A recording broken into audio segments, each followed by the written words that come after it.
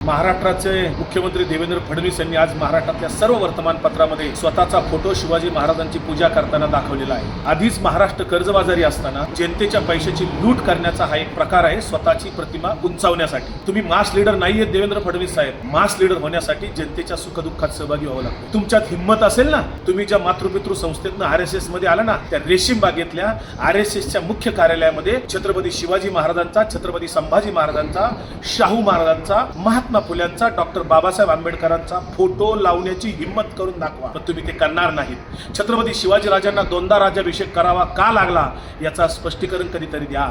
अरबी समुद्रामध्ये तुम्ही खोटा तिथे खर्च केला, कोट्यवधी रुपये खर्च केले आणि अरबी समुद्रात स्मारक उभे करणार म्हणून हे दाखवलं, याचं स्पष्टीकरण कधीतरी महाराष्ट्राला द्या।